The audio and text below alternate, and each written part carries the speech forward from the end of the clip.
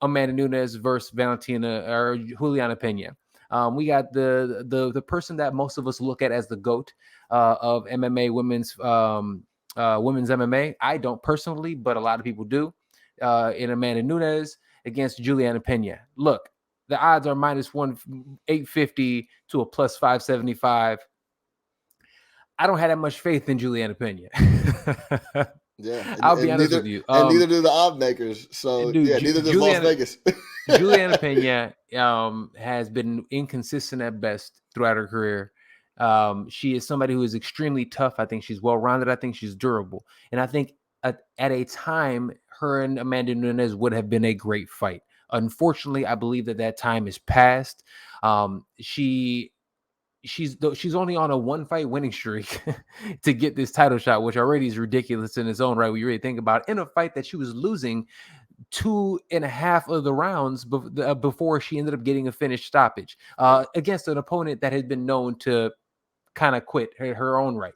So I don't have faith in Julianna Pena. I think she's going to go out here overconfident, and I think she's going to be prepared. I think that she even might make it a fight for a round or so.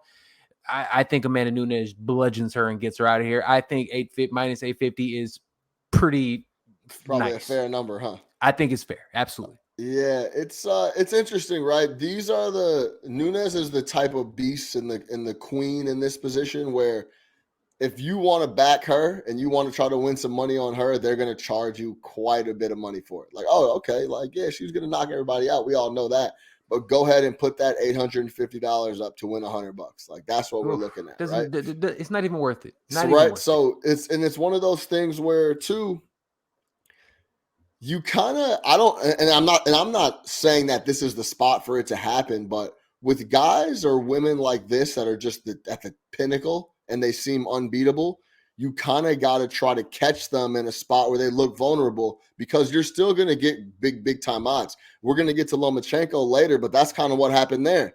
When he lost that fight, he was a huge favorite, but he ran up against somebody that could beat him. So this is a spot where it was close, but I think he did lose. But we'll talk about that later. We'll talk.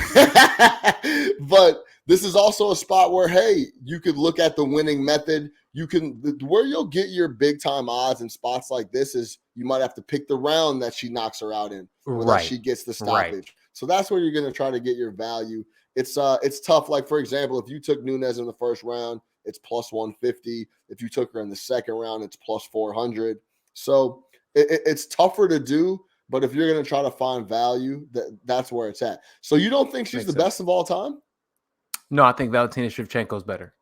Even though Amanda Nunes has wins on Valentina Shevchenko, the majority of experts that you ask about that second fight, who won between Shevchenko and Amanda Nunes, everybody says Shevchenko won that fight.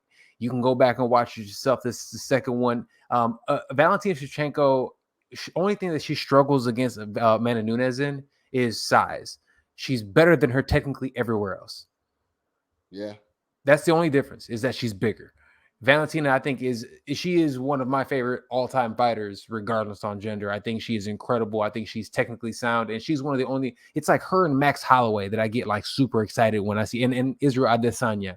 Those are the people that I get like wild excited when I see fight. Yeah. And Jose Aldo. Aldo, yeah. Who turned that clock back, boy. He has been.